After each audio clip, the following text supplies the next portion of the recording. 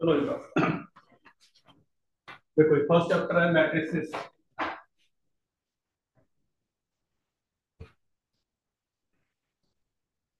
ठीक है। मैट्रिसेस होता क्या है? ये होता है अरेंजमेंट होती है। अरेंजमेंट अरेंजमेंट ऑफ इसकी अरेंजमेंट होगी नंबर की। ठीक है। नंबर आपको पता ही कौन से नंबर होते हैं। ठीक है। नेचुरल नंबर है, कॉम्प्लेक्स नंबर है, कोई भी नंबर में। और या फंक्शन हो या फंक्शन। अब फंक्शन की डेफिनेशन तो पता ही है आपको। फंक्शन कौन से हो गए? एफ एक्स हो गए, कोई फंक्शन है। अलजेब्रिकल फंक्शन है। अलजेब्रिकल फंक्शन हो गया। ट्रिग्नोमेट्रिक फंक्शन हो गया। ई पावर एक्स के फंक्शन हो गए। यानी कि हमने करना क्या है? Arrangement of the number of function का इन रो एंड कॉलम के अंदर, हॉरिजॉन्टल और वर्टिकल लाइन के अंदर रो एंड कॉलम अरेंजमेंट करना बस। रोज एंड कॉलम्स वो होता है मैट्रिक्स। फॉर एग्जांपल जैसे अपने पास ये एक मैट्रिक्स है, इसको रिप्रेजेंट करते हैं कैपिटल लेटर से। मैट्रिक्स को लिखते हैं कैपिटल लेटर के साथ। इक्वल टू एक अपने पास यहाँ पे आई लिखते हैं हम। आई रिप्रेजेंट करती है रो को। और जे होता है, जे रिप्रेजेंट करता है कॉलम को। ठीक है। इक्वल टू इसको ऐसे लिखते हैं। इसके दो सिंबल है, बता देता हूँ। मैट्रिक्स को डिनोट करने के लिए हमारे पास जो सिंबल यूज होते हैं वो क्लोज ब्रैकेट में। कोई भी चीज क्लोज ब्रैकेट में लिखी है वो मैट्रिक्स होता है। ठीक है। और ओपन ब्रैकेट में लिखी है। तीसरा और भी सिंबल होता है, कभी यूज नहीं हुआ अब तक। दो वाली बात होती है। तो ये सिंबल है मैट्रिक्स का। जब आपके पास क्लोज ब्रैकेट नजर आ जाए, ओपन नजर आ जाए, या तो मॉडल्स नजर आ जाए, तो ये मैट्रिक्स का सिंबल है। इसको ऐसे देखते हैं। इसमें होता क्या है? रो और कॉलम की अरेंजमेंट होती है। देखो यार, ये हमारे पास क्या होते हैं? एलिमेंट होते हैं इसके अंदर। ये फर्स्ट रो का फर्स्ट एलिमेंट। सेकंड, ये फर्स्ट रो का सेकंड एलिमेंट। इसके बाद आता है ये फर्स्ट रो का थर्ड एलिमेंट। ऐसे सो ऑन चलता रहता है। ये फर्स्ट रो का अपने पास एम एलिमेंट आ गया। ठीक है। फिर सेकंड रो आती है।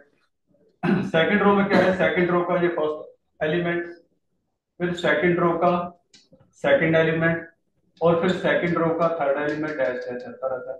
वैसे सेम ए थ्री आ गया, सेकंड रो आ गई। ऐसे फिर अपने पास क्या है? एन आ गया अपने पास, N one, N two, N three. यानी ऐसे चलता रहता है। आई डिनोट करता है रो को, जे कॉलम। अब देखो इसमें होता क्या है? जो अपने पास हॉरिजॉन्टल लाइन होती है इसको बोला करते हैं रो। ये R1 है जैसे। ठीक है। दूसरा को क्या लिखेंगे? R2। तीसरा क्या है? R3। जो हॉरिजॉन्टल लाइन होती है ना उसको रो कहते हैं। और जो वर्टिकल लाइन होती है ना, ये इसको क्या बोलते हैं? कॉलम। ये C1 है, पहला कॉलम। ये दूसरा कॉलम C2। और ये तीसरा कॉलम। ऐसे सो ऑन चलते रहते हैं। तो पता लग गया कि जो हॉरिजॉन्टल लाइन होगी वो रो होगी, और वर्टिकल जो होगा वो क्या होगा? कॉलम होगा। जो रो और कॉलम से बनता है, ठीक है, प्रॉपर अरेंजमेंट के साथ, वो क्या होता है? मैट्रिक्स होता है।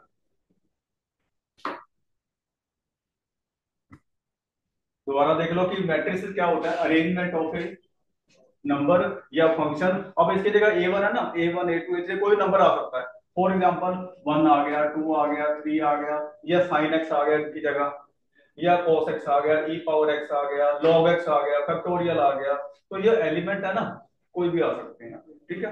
कौन से आ सकते हैं? नंबर या फंक्शन आ सकते हैं।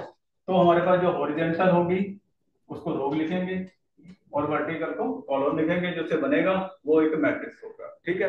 वैसे तो एक मैट्रिक्स होता है, एक सिंगुलर वर्ड है ये, लेकिन जो हम अरेंजमेंट कर रहे हैं तो मैट्रिसेस हो जाता है। ठीक है। इसको मैट्रिसेस कहेंगे। मैट्रिक्स सिंगल होता है। अब एक एग्जांपल लेते हैं। मान लो आपके पास एक, और ये होता क्या है? इसमें एक ऑर्डर काम करता है। इसमें ऑर्डर क्या होता है? देखो, ऑर्डर होता है रो के कितने एलिमेंट, रो कितनी है मल्टीप्लाई कॉलम कितने हैं, रो मल्टीप्लाई कॉलम, वो होता है ऑर्डर। मान लो उसके रो अपने पास m है और कॉलम इसके n है, तो ऑर्डर क्या बन गया? m into n। ठीक है। अब एग्जांपल लेके करते हैं, फिर पता लगेगा। फॉर एग्जांपल एक हमने क्या करा? मैट्रिक्स लिया है, ये दे रखा है मान लो 1 2 3 4, ये मैट्रिक्स आ गया। ठीक है। अब उसकी रो कितनी होगी? रो अपने पास है जो हॉरिजॉन्टल, दो रो है इसकी, ये R1 पहली रो है और ये दूसरी रो है। ठीक है। दूसरा कॉलम कितने हैं? ये देखो, ये पहला कॉलम और ये दो कॉलम। ठीक है, तो पहले रो लिखते हैं। रो दो है और कॉलम भी इसके दो है, तो 2 बाय 2 का मैट्रिक्स है ये। मैट्रिक्स 2 बाय 2 का, दो रो दो कॉलम। सेकंड एक और एग्जांपल ले लेते हैं। मान लो ये मैट्रिक्स है अपने पास 1 2 3 4। ठीक है।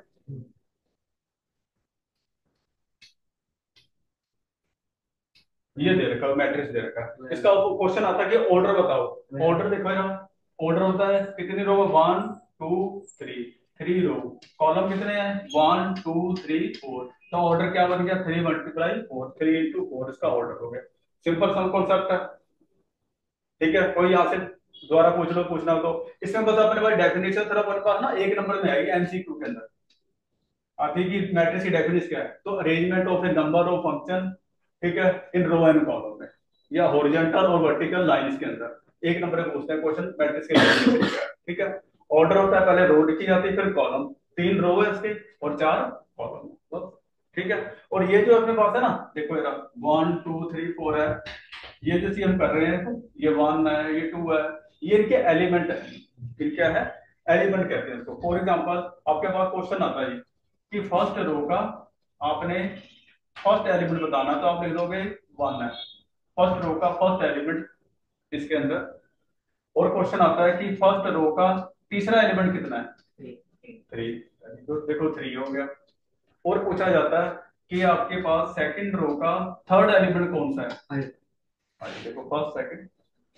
देखो समझ आ रही है क्वेश्चन की? क्वेश्चन मुश्किल तो लग रहा है ना? कोई ज्यादा सबसे आसान चैप्टर मैट्रिक्स और डिटरमिनेंट है। इसकी वेटेज भी ज्यादा है, ठीक है, और सिंपल भी है। हाँ जी। इसके बाद तीसरी रो का फर्स्ट कॉलम कितना होगा, बताओगे? तीसरी, वेरी गुड, तीसरी रो का फर्स्ट कॉलम। तो एलिमेंट निकालना आ गया ना, और रो ऑर्डर भी निकालना आ गया। अब आगे करते हैं थोड़ा सा। और इसके बाद अब अपने पास क्या है, देखो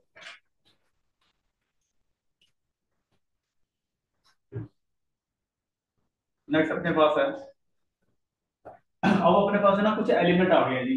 क्वेश्चन आता है, एलिमेंट गिवन आता है, एक नंबर पे क्वेश्चन आता है। एलिमेंट अपने पास दे रखे हैं 4, टोटल नंबर एलिमेंट 4। इसे मैट्रिक्स बनाना हमने, तो कैसे बना सकते हैं? 4 एलिमेंट है, मान लो ए बी सी है या 1 2 3 है, ये 4 एलिमेंट है, इसका मैट्रिक्स बनाना हमने। पहले तो ऐसे हो सकता है कि सारे एक ही लाइन में आ जाए, ठीक है ना, ऐसे लिख सकते हैं। इसके कितने रो बनी? एक। कॉलम कितने बने ना? ध्यान, तो कॉलम होता है, ये कॉलम होता है, वर्टिकल लाइन कॉलम होते हैं। ये कॉलम है अपने पास, ये कॉलम है, ठीक है, ये कॉलम है, कितने हैं? 4। एक पहला टाइप है, ये बन गया। दूसरा ऐसे तो हो सकता है कि ए बी सी डी, ये भी तो मैट्रिक्स बन गया है। इसमें रो बताओगे, दस कितनी बनेगी रोज की? एक ना, नहीं, 4 बने। देखो 1 2 3 4, 4 रो। कॉलम कितने बनेंगे सिद्धार्थ इसके? एक। कॉलम होता है ऊपर से नीचे एक, तो ये एक, तो ये बन गया, ठीक है। एक हो गया, दो ये भी नीचे, दो सीढ़ी। हाँ, अब ऐसे हो सकता है कि 2 बाय 2 का बन जाए कि ए बी, ए के साथ ए बी और सी डी, और कोई है टाइप? और कोई नहीं है।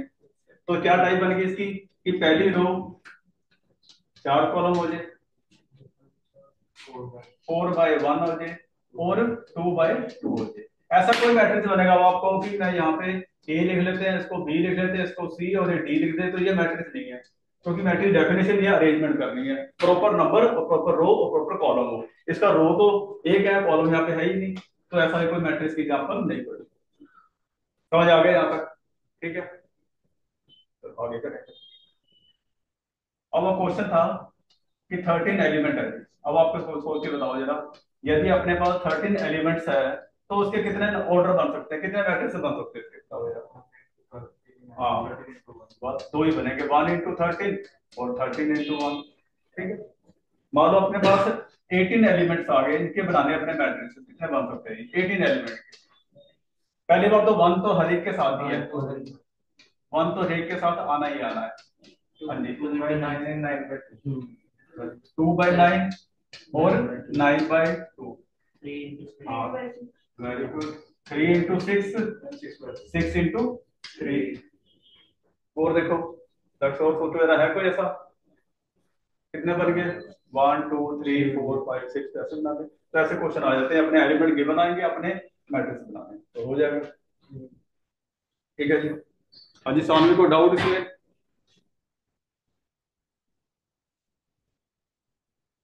चलो, तो बस आपने इसके फैक्टर बना देने हैं, बस वही आपके बन जाएंगे मैट्रिक्स, फैक्टर बना देने, 18 है, 20 है, कोई भी एलिमेंट आ जाते हैं। ठीक है, चलो नेक्स्ट करते हैं अपने पास।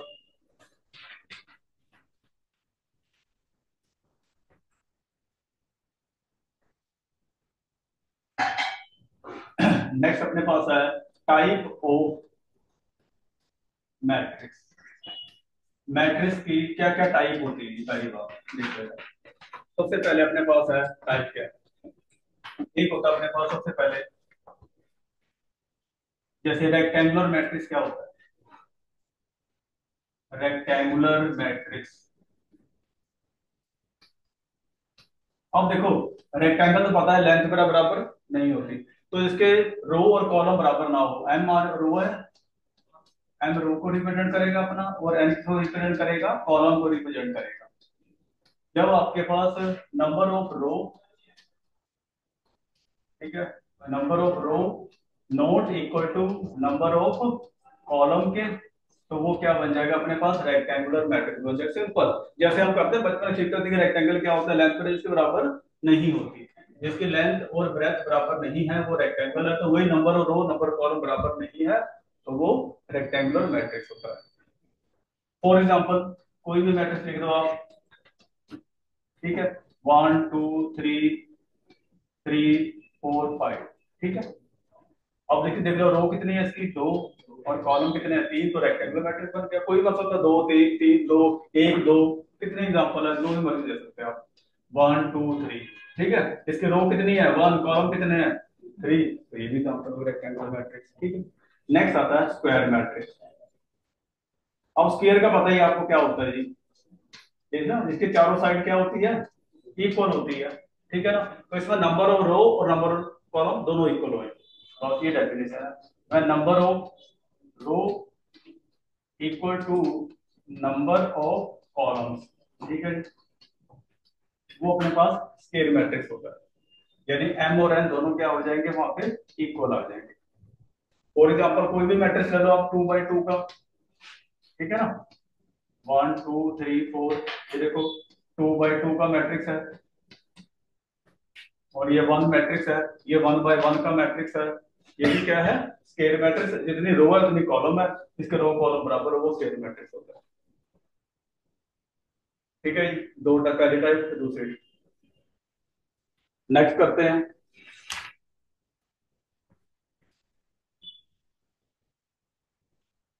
नल मैट्रिक्स या जीरो मैट्रिक्स। क्या होता है नल मैट्रिक्स? ठीक है, इसका एक और नाम पढ़ा हुआ आपने जीरो, तो जीरो देख के याद आ गया होगा कि ऐसा मैट्रिक्स जैसे मर्जी ऑर्डर का हो, उसके सारे एलिमेंट क्या हो? जीरो। बस कोई भी ऑर्डर का हो, सभी एलिमेंट क्या है? जीरो जीरो, तो वो अपने पास क्या बन जाता है जी? Zero matrix.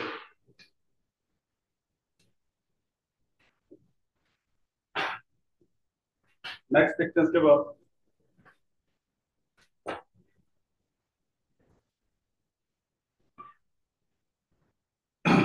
ठीक है, कोई डाउट हो तो पूछ लेना है, कोई ज्यादा जल्दी नहीं है, आप जैसे कोई नहीं समझ आता दोबारा पूछ लेना। इसके बाद देखो सिंपल अपने पढ़ा था रो मैट्रिक्स क्या होता है। अब देखो डेफिनेशन है रो मैट्रिक्स की। रो मैट्रिक्स ऐसा मैट्रिक्स जिसमें ओनली वन रो, जैसे फॉर एग्जांपल ये है अपने पास 1 2 3 है, तो ये रो मैट्रिक्स है ओनली वन रो, तो पीछे लिख लो रो मैट्रिक्स है ओनली वन रो। आता नहीं क्वेश्चन, सिर्फ समझना है, ठीक है। अब इसके आप ही बना लो कि कॉलम मैट्रिक्स क्या होता है। हाँ, जिसका कॉलम क्या हो? एक ही हो। फॉर एग्जाम्पल 1 2 3, तो ये कॉलम मैट्रिक्स है, कोई डिफरेंस ज्यादा तो नहीं है। ठीक है सारा आसान है, बाकी ट्रिग्नोमेट्री का जहां भी यूज होगा मैं सबको बता देगा फार्मूला, पुराना फार्मूला कोई +1 का या +1 का या 10 का, कोई भी फार्मूला ट्रिग्नोमेट्री का या कोई यूज हुआ तो करा दूंगा आपको, ठीक है। लट समझ आ रही है ना क्वेश्चन की? हाँ जी, गुरलीन को कोई डाउट? नेक्स्ट अपने पास आता है इसके बाद डायगोनल मैट्रिक्स, ये थोड़ा सा अलग जाता है, ठीक है। Row matrix single row, only one row, ठीक है, इसमें एक ही रो, इसमें एक कॉलम होगा, इतना सिंपल सा है। हाँ जी, सानवी को डाउट इसमें? No sir. चलिए आगे आगे चलते हैं। अब अपने पास आता है इसके बाद डायगोनल मैट्रिक्स क्या होता है। पहले डायगोनल एलिमेंट देख लेते हैं कौन से होते हैं। डायगोनल एलिमेंट कौन से होते हैं, इसके बाद मैं समझा दूंगा आपको मैट्रिक्स क्या होता है। ठीक है, पहले मैट्रिक्स देखो। डायगोनल कोई मैट्रिक्स है, डायगोनल वर्ड तो कहीं भी आएगा ना, तो ये हमेशा ही एसोसिएटेड होगा स्केल मैट्रिक्स का। स्केल मैट्रिक्स का ही क्या होता है, डायगोनल मैट्रिक्स होता है, बाकी किसी का नहीं होता। जैसे फॉर एग्जांपल अपने पास ये कोई मैट्रिक्स दे रखा है 1 2 3 4, ये स्केल मैट्रिक्स है ना, तो ये जो चीज है ना इसको बोलेंगे हम डायगोनल एलिमेंट है। मान लो 3 by 3 का मैट्रिक्स है कोई, 1 2 3 4 5 6 7 8 9, ये जो मैट्रिक्स है कोई भी अपने पास 3 by 3 का, डायगोनल कभी भी आएगा तो स्केल के साथ ही बनेगा। तो ये जो चीज अपने पास आ रही है इसको बोला करेंगे डायगोनल। ठीक है, अब एक नंबर में एमसीक्यू क्वेश्चन आता था, आया था एमसीक्यू के अंदर कि आपने बताना है 4 मैट्रिक्स दे रखे थे, तो आपने बताना है कि कौन सा डायगोनल मैट्रिक्स है। ठीक है, तो वहां पे बता ही दोगे आप, इसको बोलेंगे आपको एलिमेंट दे के देते हैं तो बता दो कि 1,4 डायगोनल के एलिमेंट है, 159 ये, तो ये नहीं करना अपने ज्यादा कि आप कर दो कि ये भी डायगोनल होगा, ये नहीं करते। ठीक है, ये नहीं है अपने पास, ये ऐसी कंडीशन।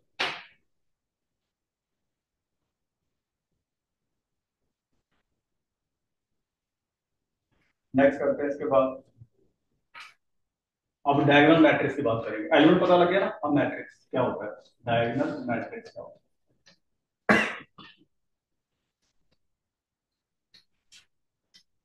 डायगोनल मैट्रिक्स क्या होता है, इसमें क्या होता है अपने पास, diagonal matrix is a matrix if non diagonal element are zero. इसमें जो नॉन डायगोनल एलिमेंट होते हैं ना वो सब जीरो हो, नॉन डायगोनल एलिमेंट्स आर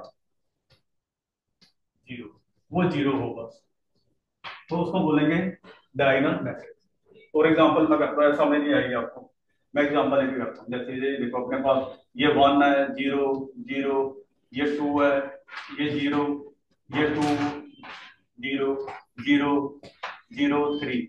अब देखो अपने पास ये जो चीज है ना अपने पास, ये तो डायगोनल एलिमेंट है ना, इस डायगोनल एलिमेंट को छोड़ के बाकी सब क्या हो, जीरो हो, तो वो क्या होता है डायगोनल मैट्रिक्स। बहुत सिंपल है, समझ आ गई कॉन्सेप्ट कि डायग्राम को छोड़ के बाकी जो नॉन डायगोनल एलिमेंट है वो जीरो आ रहे हैं, तो वो डायगोनल मैट्रिक्स है।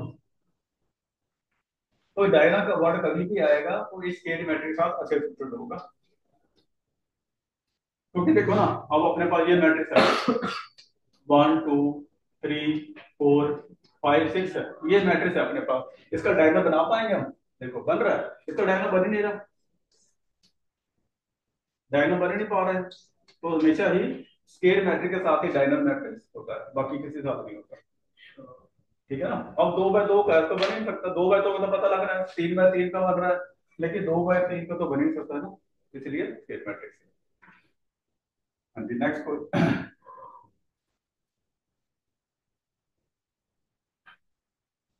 इसको ऐसे भी कह सकते हैं, देखो ये मैट्रिक्स है अपने पास, एक और डेफिनेशन है बुक में लिखी, देखो ये मैट्रिक्स है अपने पास, पहला क्या है आई, दूसरा क्या है जे है। ठीक है, आई जे है। अब ये पता अपने पास ये क्या था, तो मैं यहाँ पे लिख दूं, थोड़ा सा आपका लिख दूं समझ आ जाए। देखो ये पहली रो का पहला एलिमेंट 1 2 1 3, ठीक है, ये कितना आ गया 2 1 2 2 2 3 3 1 3 2 और 3 3, ये देखो आई जे, आई इसको रिप्रेजेंट कर रहा है, ये देखो। अब देखो उसमें क्या डेफिनेशन, एक और भी डेफिनेशन है, if i not equal to j, जब अपने पास आई जे इक्वल नहीं है, ठीक है, तो उसका आंसर किसको रिप्रेजेंट करेगा, जीरो। अब देख लो यहाँ पे ये कितना है 1 2, आई जे इक्वल नहीं है इसलिए जीरो। ये कितना है 1 3 है ना, इक्वल नहीं है इसलिए जीरो है।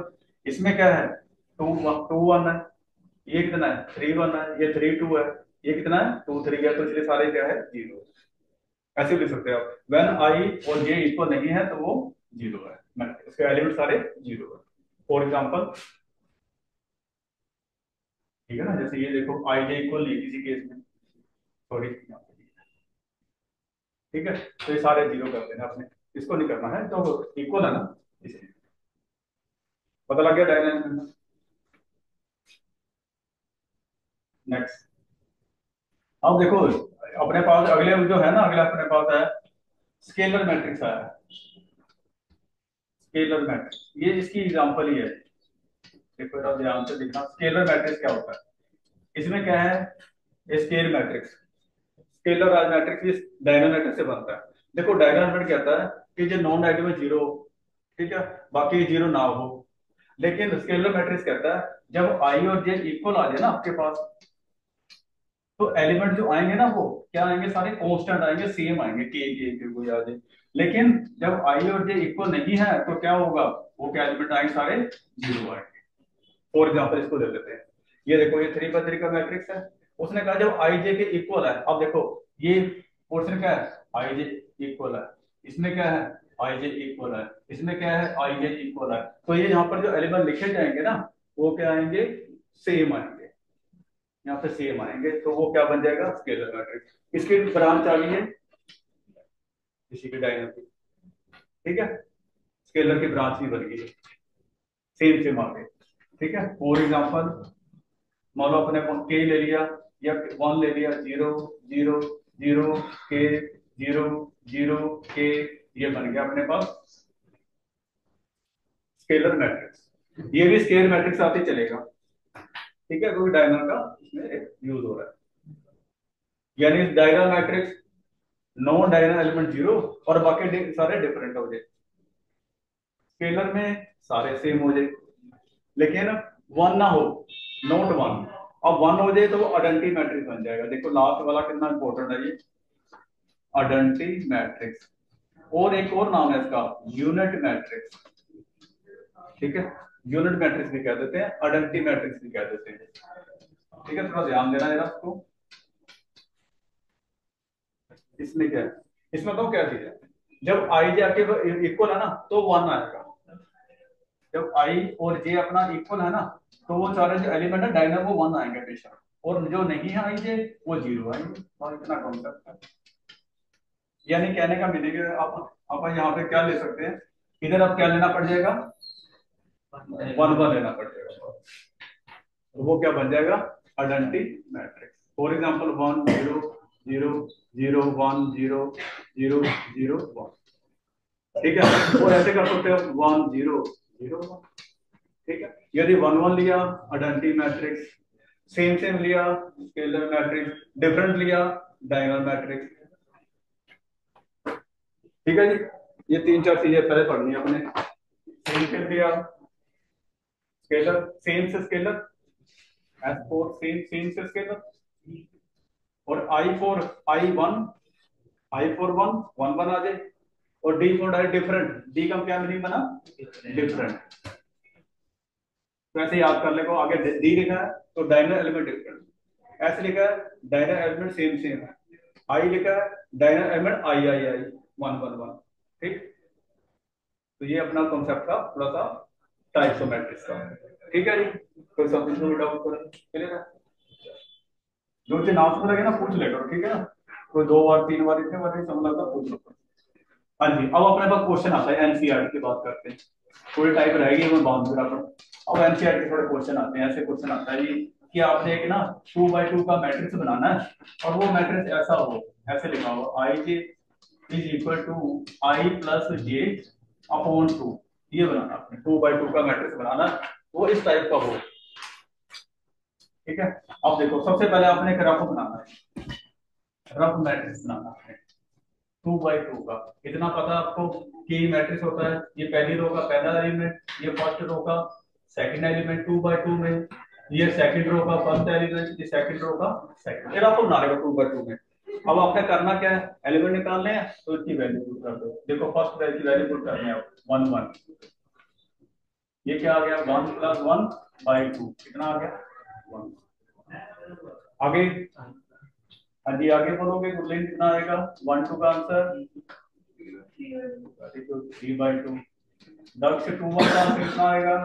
2/1 का 3/2।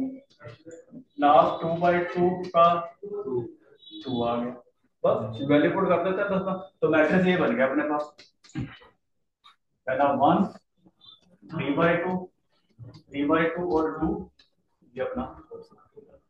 तो ऐसे क्वेश्चन काफी मिलेंगे आपको, 2/2, 2/3, 3/4। तो पहले रफ बनाना आपने, ठीक है। अब मैं एक सम देता हूँ जरा, देखो इधर मैट्रिक्स बनाना जिसकी आपने बताई ऐसी होगी, I-2j और मॉडल्स लगा देना अपॉन 3, और जो मैट्रिक्स बने वो 2/3 का बने। करना जरा, 2/3 का मैट्रिक्स बने, और ये मॉडल्स है जो हर 90 चीज को पॉजिटिव कर देता था।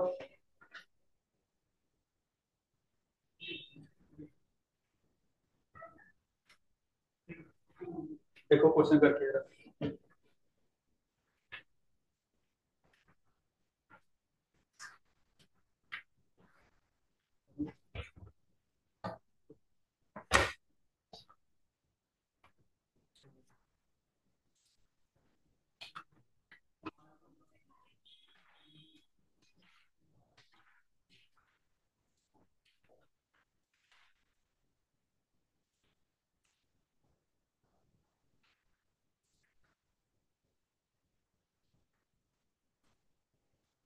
ठीक है, सबसे पहले इसका रफ बना लेना आपने। दो रो है, तो पहली रो का पहला कॉलम, पहली रो का दूसरा कॉलम, 3 कॉलम तक और 3 तक जाना है। पहली रो का 3 तक जाना। यहाँ पे दूसरी रो है 2/1, 2/2 और 2/3, ये बन गया अपने पास। ठीक है, अब इनकी वैल्यू डालनी है तो कॉलम पुट कर देनी है। ठीक है, अब देखो ये मैट्रिक्स आ गया। ठीक है, अब देखो आई को 1 करेंगे, जे को 1 करेंगे, तो ये अपने पास 1/1 बनेगा। 1 - 2 और मोड ले लेंगे, -1, इसका मोड तो 1 पॉजिटिव होता है, तो पहली एंट्री अपने पास आ गई 1/2। ठीक है, नेगेटिव होना चाहिए मोड का, ये है कि नेगेटिव को ऑब्जर्व कर लेता है वो। ठीक है, पॉजिटिव बना देता है, पॉजिटिव तो पॉजिटिव रहता है। अगला देखते हैं, आई को 1, कितना आ गया 4, तो वैल्यू 1 आ गई। ठीक है, ये देख लो, यहाँ पे लिख देता हूँ मैं, 1 2 लिखना है, 1 और 4, फिर मोड नीचे 3 -3, जिसका मोड कितना बन गया 3, 3/3 1, तो ये। ठीक है, नेक्स्ट कर देते हैं A13, 5/3, 5/3, 5/3। ठीक है, नेक्स्ट फिर 2/1 कर देते हैं, 2/1 तो 0 आ गया, क्योंकि यहाँ 2 पुट करोगे आप। ठीक है, और यहाँ 1 करोगे तो क्या बन गया, ये 0 बन गया। 0 बटाते कितना होता है, 0 होता है। सर ये क्वेश्चन में गिवन होगा। हाँ, ये क्वेश्चन ये बनाएगा, ये चीज ये बनाएगी, एक मैट्रिक्स बनाना आपने इसका, और इसका ऑर्डर ऐसा हो जी, ये इसका ऑर्डर आएगा, तो ये चीज आएगी, ये क्वेश्चन इसका बनाना आपने, और ये आपका ऑर्डर है, तो मैट्रिक्स बनाना आपने ऐसा। 2 रो और 3 कॉलम। 3 कॉलम बदलता रहेगा, 2 रो 3 कॉलम, 3 रो 2 कॉलम, ऐसे बनता रहेगा बस। फिर आती रहेगी, क्वेश्चन बदलता रहेगा, जब मर्जी करते रहो, आई जे को चेंज करते रहो, कितने क्वेश्चन बन जाते हैं, हजारों क्वेश्चन बन जाते हैं, उसको चेंज करते रहो। ठीक है, A21 निकाल देते हैं। हाँ जी, 2 2 कितना निकाला आपने, 2/3, 2/3, 2/3। ठीक है, लास्ट 4/3। ठीक है, इनके सभी की वैल्यू पुट कर दी हमने, इस फॉर्मूले के अंदर हमने सभी की वैल्यू पुट कर देनी है, बस आंसर आ जाना है। ये सारी वैल्यू यहाँ पे पुट कर दी हमने। ठीक है, ये सारी वैल्यू इधर पुट करनी, A11, इसी के अंदर A12, इसी के अंदर 13। ठीक है, सभी वैल्यू पुट करते हैं और एक आंसर आ जाएगा अपने पास, वो एक मैट्रिक्स बन जाएगा 2/। क्लियर है, प्रगुण आपको करा होगा मेरा, अब जो करा था वो नहीं करा होगा। ठीक है, थोड़े सम देते हैं। अब अपने पास है ट्रायंगुलर मैट्रिक्स, ये नहीं करा होगा आपने, करा कि नहीं करा, ये नहीं करा जी।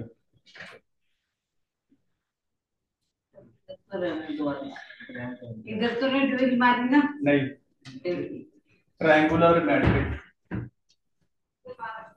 ठीक है, ये नहीं करा था, ये थोड़ा अलग से और इम्पोर्टेंट भी है, एनसीईआरटी में कम आ जाता है, लेकिन एनसीईआरटी में क्वेश्चन नहीं है जी। इसके ना टाइप दे रखी है एनसीईआरटी में और ना कोई बताया गया, लेकिन क्वेश्चन जरूर आता है। इसमें होता क्या है, ट्रायंगुलर मैट्रिक्स, ये 2 टाइप की होती है। एक होती है अपर ट्राइंगल, एक होती है लोअर ट्राइंगल। अपर ट्राइंगल,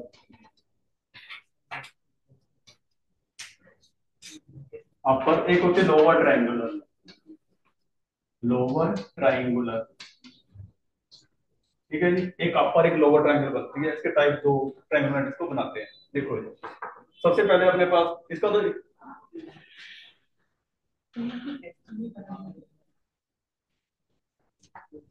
देखो जरा बेंच पे तो टेस्ट नहीं करा। बुकलेट है। Photo copy. ठीक है देखो ये अपर और एक लोअर, इसके अंदर होता क्या है, ये भी एसोसिएटेड है स्केल मैट्रिक्स के साथ। जब स्केल मैट्रिक्स आएगा जब भी ट्रायंगल मैट्रिक्स बनेगा, नहीं तो नहीं बनेगा। देखो यार, फॉर एग्जांपल मैं एक ना मैट्रिक्स लेते हैं आप एक, ठीक है। ये डायनर एलिमेंट है अपने पास 1 2 3, 1 2 3 ये ले लिया, कोई मैट्रिक्स ले लिया आपने, स्केल मैट्रिक्स लिया आपने। मैं एग्जांपल लेके समझाता हूं, ज्यादा क्लियर हो जाएगा, ठीक है ना। एग्जांपल लेके कब देखो यार, एक मैट्रिक्स बनाया मैंने। ट्रायंगुलर मैट्रिक्स क्या होता है, जिसके जो प्रिंसिपल डायगोनल है, कहीं ना वर्ड प्रिंसिपल डायगोनल यूज करते हैं, तो ऐसे कोई ज्यादा घबराने की जरूरत नहीं कि प्रिंसिपल डायगोनल एक ही बात है। प्रिंसिपल डायगोनल क्या, तो ये डायगोनल क्या, तो एक ही बात है, ये डायगोनल। जब प्रिंसिपल डायगोनल के नीचे लोअर और अबव जीरो मैट्रिक्स, जीरो आए एलिमेंट सारे, वो होता है ट्रायंगुलर मैट्रिक्स। जब प्रिंसिपल मैट्रिक्स के बिलो, नीचे और अबव ऊपर, ऑल एलिमेंट आर जीरो, सभी एलिमेंट क्या आ जाए, जीरो आ जाए, तो उसका नाम होता है ट्रायंगुलर मैट्रिक्स, ठीक है। जैसे ये अपने पास एक प्रिंसिपल डायगोनल है, ये डायगोनल एक ही बात है। इसके नीचे जीरो सारे एलिमेंट हो या ऊपर जीरो, तो वो होता है ट्रायंगुलर मैट्रिक्स। अब बात आती है कि अपर लोअर कैसा बनेगा। अब देखो, जब नीचे जीरो आ जाए, ट्रायंगल देखो कौन सी बन रही है, लोअर बन रही है कि अपर बन रही है, ये देखो अपर ट्रायंगल बन रही है, सीधी बन रही है, ऐसी ट्रायंगल बनती है ना, तो ये बनेगी। और उल्टा करते हैं इसको, मैं 1 2 3 3 4 ऐसे ले लेते हैं, या सभी जीरो ले लेते हैं, ठीक है।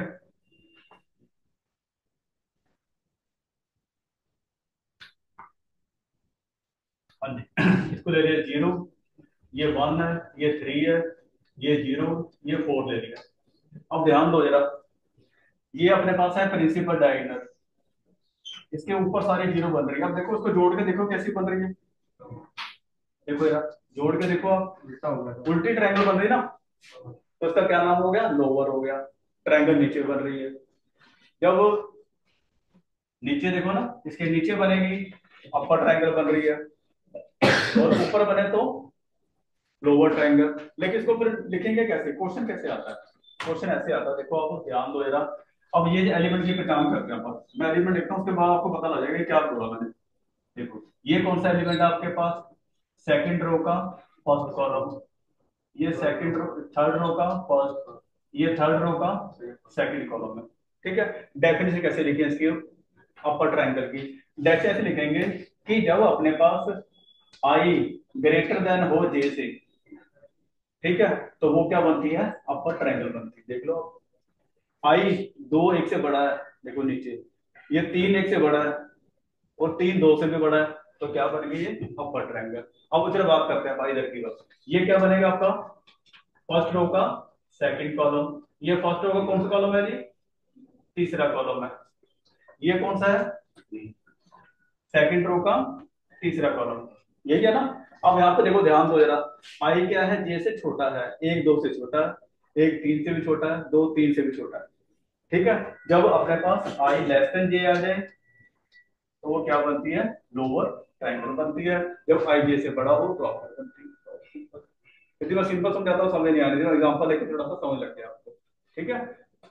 जब प्रिंसिपल डायगोनल के नीचे, प्रिंसिपल डायगोनल हो, उसके नीचे ट्रायंगल बनती हो, ठीक है। और ये तो बात याद रखनी है आपने, क्योंकि एमसीक्यू में क्वेश्चन आता है कि ये क्वेश्चन स्केयर मैट्रिक्स है कि रेक्टेंगुलर है, तो हमेशा ही आपने देखना है स्केयर मैट्रिक्स के साथ ही है सारा, रेक्टेंगुलर सब कुछ भी नहीं होता जाएगा। मेरा हर एक का जो एसोसिएटेड है वो स्केयर मैट्रिक्स आती है, तो हर किसी की डेफिनेशन आगे लिखना है, square matrix all element are zero below principal diagonal और अबव। तो स्क्वायर मैट्रिक्स का वैल्यू लिखना पता लग गया। सिंपल। अब तो ज्यादा मुश्किल तो रहेगा ना, तो बच्चों को इसमें काफी कंफ्यूज होता है कि हमारे को ट्रायंगल मैट्रिक्स पता नहीं लग रहा है कैसा बनता है। एक तो नीचे बनता है, ऊपर बनता है, साफ पता लग रहा है कि आई लेस देन जे और आई ग्रेटर देन जे है। ठीक है जी, नेक्स्ट करते हैं अपन। वैसे है नहीं क्वेश्चन, ज्यादा मुश्किल नहीं है। सिंगलटन मैट्रिक्स, ये सिंगलटन वर्ड यूज हुआ है उसके साथ, सिंगल के साथ, इसमें एक ही एलिमेंट होगा, कोई ज्यादा मुश्किल है नहीं, एक ही एलिमेंट है बस, खत्म बात। कोई ज्यादा लिखने का जरूरत नहीं है। ये तो वैसे ही ना बढ़ा रखा है, काम बढ़ाया होगा बस फालतू का। ठीक है जी, चलो इसको रब करने के द्वारा पूछना है। दक्ष पता लग गया? ठीक है, नेक्स्ट करते हैं। इक्वल मैट्रिक्स क्या होते हैं? बड़ा सिंपल सा क्वेश्चन है। Equal matrix, equal matrix, equal मतलब पता लगे क्या? जैसे आपने उसमें करा था, रिलेशन में करा था आपने, ध्यान होगा। रिलेशन करा था आपने कि मान लो एक्स वाई है, एक एक्स है और एक वाई है, इक्वल टू 1,2 था। तो इक्वल में क्या होता है? X is equal to Y is equal to, ऐसे था ना। तो वैसे सेम मैट्रिक्स भी ऐसे चलेगा। दो मैट्रिक्स मान लो अपने पास इक्वल है, ए बी सी डी, हाँ एलिमेंट भी इक्वल होंगे। फॉर एग्जांपल लेके 1 2 3 4, देखो दोनों एलिमेंट इक्वल है, तो उसके कॉरस्पॉन्ड एलिमेंट भी इक्वल होंगे। ये है इक्वल मैट्रिक्स। 1, बी की वैल्यू 2, सी की वैल्यू 3, डी की वैल्यू 4। ठीक है, when two matrix are equal then correspond element are also equal, वो भी इक्वल होते हैं। ठीक है,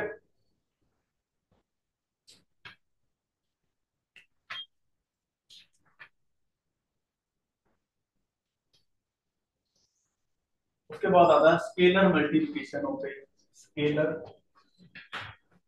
मल्टीप्लिकेशन ऑफ ए मैट्रिक्स। अब अपने पास ना कोई मैट्रिक्स दे रखा है, स्केलर वाले कोई भी अननोन सा नंबर आ गया, 2 आ गया, 3 आ गया, 4 आ गया, 5, उसको मैट्रिक्स से मल्टीप्लाई करना, तो कैसे करेंगे?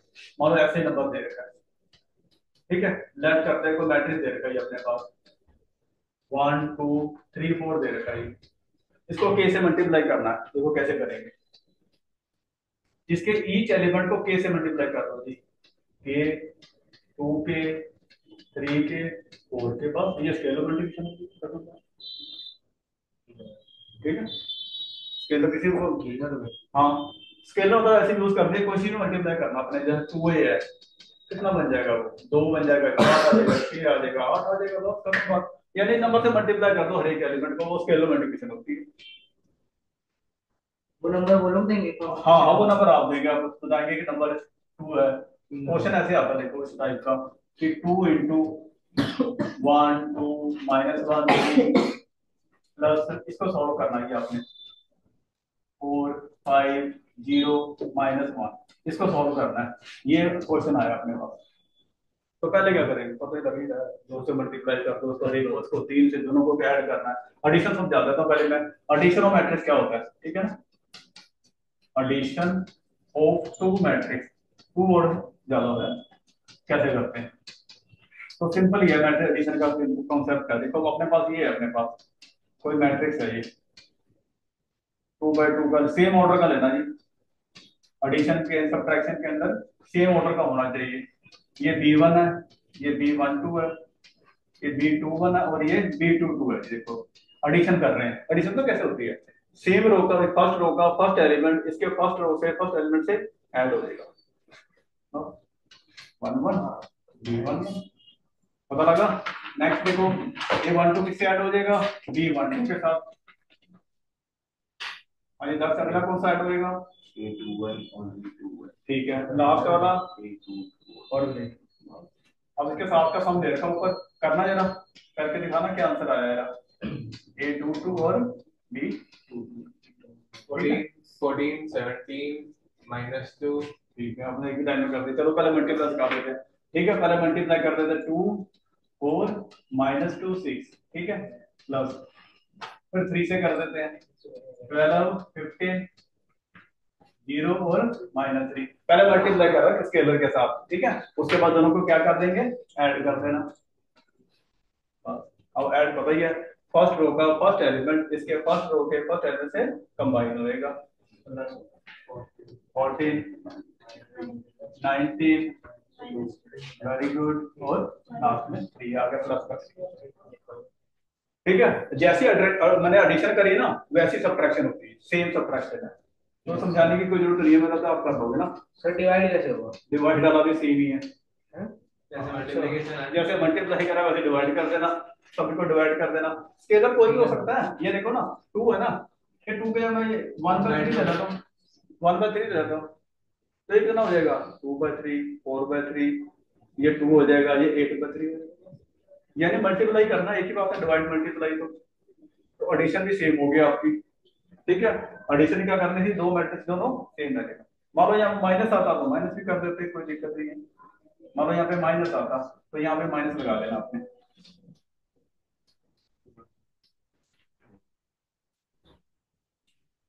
ठीक है, एडिशन में ऐड कर देना, सब्ट्रैक्शन में माइनस कर देना। मल्टीप्लाई का रूल मुश्किल है और थोड़ा मुश्किल भी है, वो बाद में करते हैं। ठीक है, पहले इसके साथ सम करते हैं। ठीक है जी, सानवी कोई डाउट इसमें? चैप्टर कब शुरू होगा? चैप्टर ही स्टार्ट कर दिया, क्वेश्चन क्वेश्चन अच्छा। तो एक क्वेश्चन है ना मल्टीप्लिकेशन का, अभी नहीं देना, कराई नहीं मैंने मल्टीप्लिकेशन अभी, स्केलर की दे दो। हाँ स्केलर देते हैं। हाँ जी, सानवी कोई डाउट इसमें? No sir. भाई चलो नेक्स्ट करते हैं। ध्यान आपको एनसीईआरटी में लेके नहीं आया तू, नहीं आधे शर्मा भी नहीं करनी, तो भाग जाओगे, आप कहोगे बहुत मुश्किल बनाया था, उन्हें आसान कोई मुश्किल बनाया हुआ है।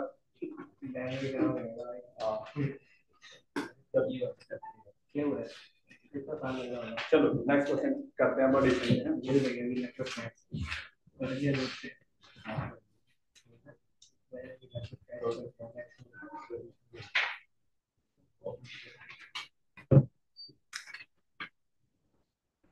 देखो ये क्वेश्चन करके दिखाना है आपने। हाँ जी, ये फर्स्ट क्वेश्चन अभी करके दिखाओ मेरे को।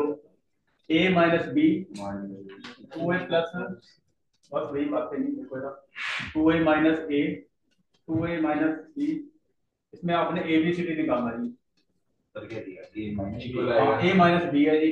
ठीक है, वो इक्वल है -1 के, 5 के, 0 के और 13 के। ठीक है, ये फर्स्ट क्वेश्चन है, ये ए माइनस है, थोड़ा माइनस में लेना, ए माइनस बी की वैल्यू सारी दे रखी है, इसमें आपने पता करना है ए बी सी डी, पता करना क्या आएगा इक्वेट करके। ठीक है, सेकंड क्वेश्चन है 3x plus 7 y plus 1 5 2 minus 3x equal to 0 y minus 2 8 और 4। इसमें x और y निकालना आपने, find x and y। Last question है तीसरा,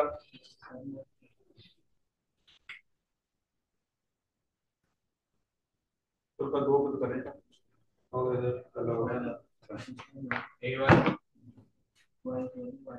A1 B2 C3 C4, order में सारे।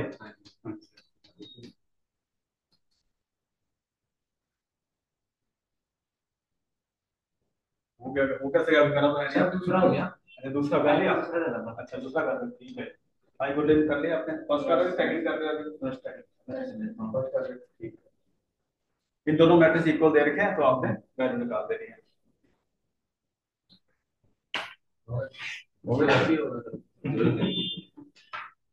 सिंपली हो गया, पता लग रहा 7 और -7 ठीक है, x आ गया वहां से इक्वेशन, वहां से 2 इक्वेशन आ रही है, 7 के पास a माइनस b की वैल्यू -1 2a माइनस 1 इक्वल टू 0। इन दोनों को सॉल्व करेंगे, a और b मिल जाएगा, इन दोनों को सॉल्व करेंगे, उसमें a पुट करोगे तो c हो जाएगा।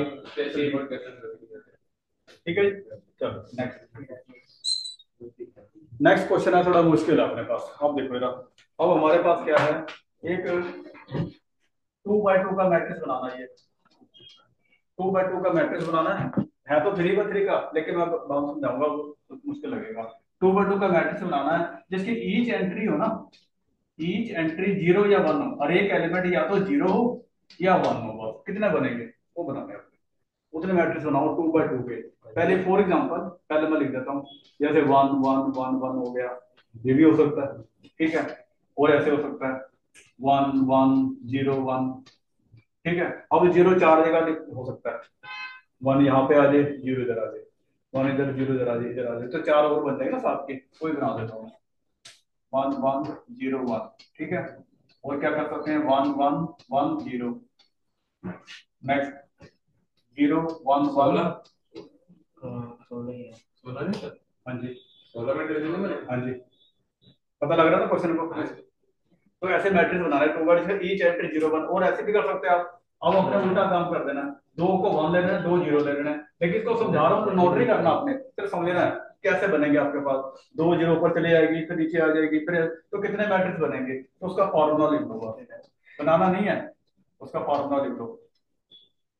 फॉर्मूला होता है, कितने आपके पास नंबर दे रखे हैं, नंबर कितने दे रखे हैं, मल्टीप्लाई ऑर्डर कितना है, ऑर्डर हो गया नहीं मैं सर आपने 3 बजे का 3 बाय 3 का भी करा दूंगा, पर 2 बार समझाना, क्योंकि 3 बार लिखना बड़ा मुश्किल था ना, तो ये जो लेकिन आसान था थोड़ा सा, इसलिए मैं करा दिया आसान था। इसका होता है n upon total number of element कितने हैं, ऑर्डर कितने हैं, n कितना है 2, ऑर्डर कितना है 2 मल्टीप्लाई 2, 2 की पावर 4 कितना हो गया 16 बनेंगे, 3 बजे में 512। ठीक है। अब अगला जो क्वेश्चन एनसीईआरटी का ना, उसमें ऐसे है, उसमें अपना 3 बाय 3 का है, उसमें 3 बाय 3 का है, देखो इधर कि 3 बाय 3 का बनाना है, और ईच एंट्री जो बने ना वो 0 1 हो, 512। तो वही सेम टोटल नंबर को क्या निकालेंगे कि कितने एलिमेंट दे रखे हैं 2, ऑर्डर कितना है 3 बाय 3, 2 की पावर 9, 512, ठीक है। बाकी जो कंपटीशन सम आया था वो ऐसा सम आया था, 3 बाय 3 का बनाना है, ईच एंट्री हो 0 1 2, ये क्वेश्चन था कंपटीशन, यानी कि सिंपल सा फॉर्मूला है कि कितना अपन एलिमेंट है उसके इतने ऑर्डर कर दो, 3 की पावर 9, ठीक है ना, अब तो कर लोगे। सर कितनी एक्सरसाइज थी सिलेबस में? सिलेबस में तो फिर कम ही है। अब इतना आसान चैप्टर है, इसमें मुश्किल लग रही क्या? नहीं सर। अच्छा, वैसे ही घबराहट हो रही है, पता नहीं। देखो सबसे जो है ना, जो +2 का मैथ है ना, जो पहले तो मान के चलो ये तो +1 से इजी है, +1 से easy है यार, +1 बहुत अच्छे से किया है। वो तो आपने नहीं करी, बाकी ने करी है ना, सॉलिड ट्रिग्नोमेट्री थी, लीनियर डिफरेंशियल इक्वेशन थी, इतना ज्यादा कुछ था, मैट्रिक्स डिटरमिनेंट कितना ज्यादा थे, उससे इजी है। क्योंकि इसमें देखो एक तो चैप्टर आपके पास है मैट्रिक्स और डिटरमिनेंट जो स्कोरिंग है, इसमें सिर्फ कैलकुलेशन वर्क है, ज्यादा ट्रिग्नोमेट्री का बड़ा कम यूज है, रिलेशन फंक्शन है, ये भी ठीक है, उससे आसान ही है, ठीक है। Linear programming, vector 3D, vector पढ़ रखे आपने, वेक्टर 3D थोड़ी इसमें फिजिक्स में पढ़े, स्केलर प्रोडक्ट, हाँ जी सर, डॉट प्रोडक्ट पढ़ा। तो वही सारे सेम ही आएंगे, ठीक है। प्रोबेबिलिटी भी पढ़िए +1 में, उसका भी यूज है, प्रोबेबिलिटी है थोड़ी हायर है, तो स्टैट्स है इसमें? स्टैट की प्रोबेबिलिटी है, स्टैट्स नहीं है ना, स्टैट नहीं है, स्टैट नहीं है, मेन मीडियन और कुछ नहीं है वो, ठीक है। सर सारे नंबर उसमें नहीं कटे हैं मेरे मैथ्स पेपर और कहीं नहीं कटे हैं, स्टैट्स में? स्टैट के ऊपर स्टैट बहुत दूर लगता है, 10th पे भी नहीं हुआ था, 9th पे भी नहीं हुआ था। फॉर्मेट किस तरह रखना पड़ता है फॉर्मेट? पहले ये निकालना पड़ेगा, मैंने 10th में भी करना क्या हो, चलो ओके है, सेम नहीं है। हमारे साथ